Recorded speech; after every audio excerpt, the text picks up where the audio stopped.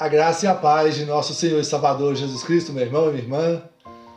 Um privilégio para nós aí mais um dia podermos fazer o nosso devocional no Evangelho de nosso Senhor Jesus Cristo, segundo Marcos. Se você ainda não viu, dê uma olhada aí na nossa playlist e vê os outros vídeos que tem nos relatado aí a história do nosso Senhor Jesus Cristo. E hoje nós vamos ver no capítulo 12, do versículo 13 a 17, que diz assim a palavra do Senhor.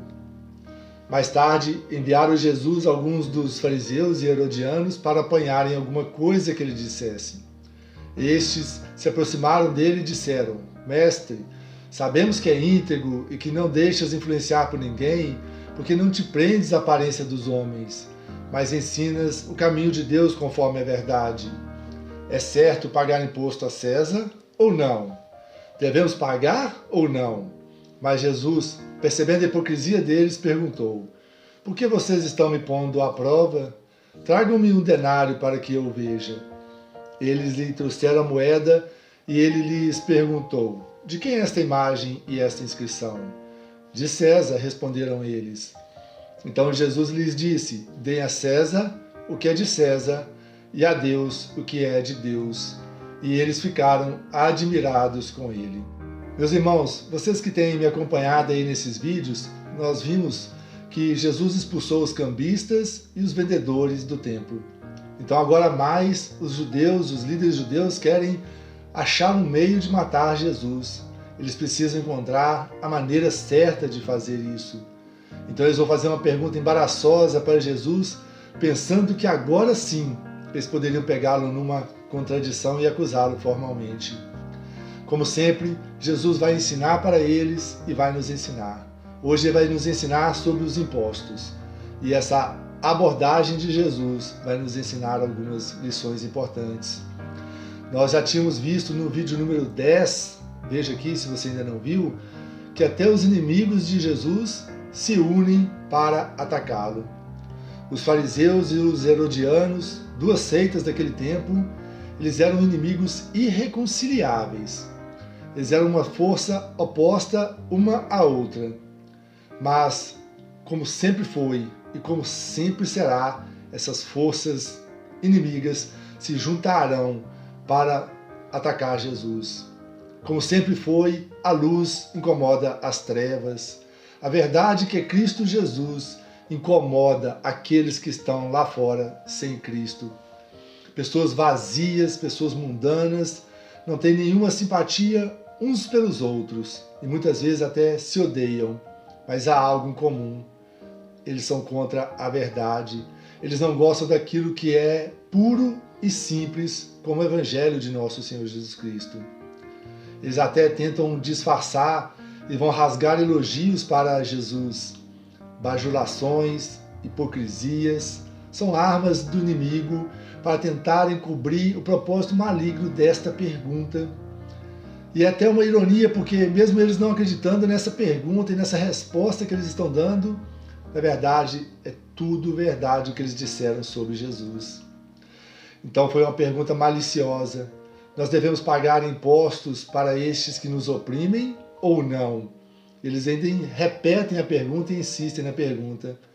Na cabeça deles, eles tinham agora plena certeza de que pegariam Jesus, que Jesus ficaria numa situação complicada, mesmo se dissesse sim ou se dissesse não.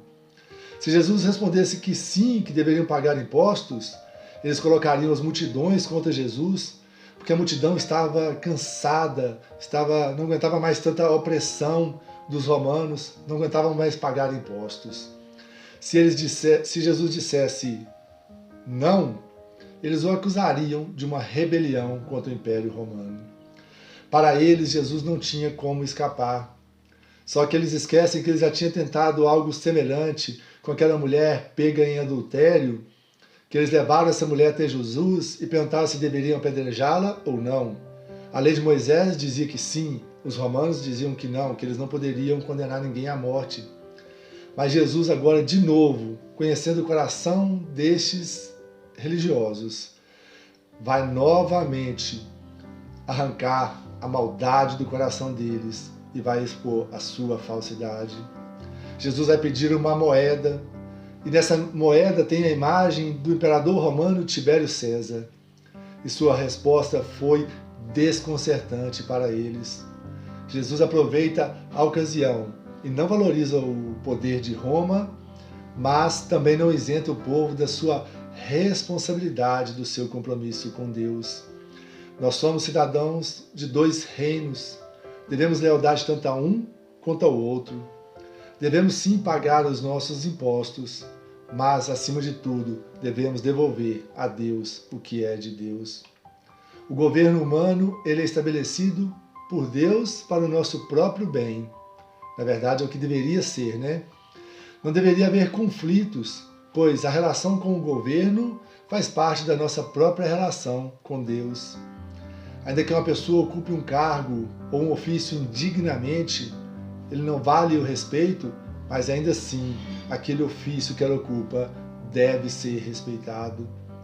Então Jesus vai dar uma ordem: dai a César o que é de César. É isso mesmo, é uma ordem, é dar, é devolver. Isso mostra que o imposto ele é uma obrigação, é uma dívida nossa. Jesus reconhece que o imperador tem direitos e que o cidadão tem obrigações e deveres para com o Estado, em troca de benefícios e serviços prestados para o bem comum. Naquele caso eram as estradas romanas e eram a segurança que o Império trouxe para todos. Podemos observar também na palavra de Deus, em Mateus, no capítulo 17, no versículo 24 a 27, que Jesus também pagou os seus impostos. Contudo, também Jesus vai complementar a sua resposta e vai dizer: e a Deus o que é de Deus. Estamos num mundo tão materialista, tão egoísta, tão egocêntrico, tão cético, que infelizmente muitos têm se esquecido do seu compromisso para com o Senhor, com o Criador, dos seus compromissos para com o próximo e dos seus compromissos para com o serviço de Deus, para a obra de Deus. Não há dúvida que Jesus está mostrando para estes fariseus que Deus criou o homem à sua imagem e semelhança.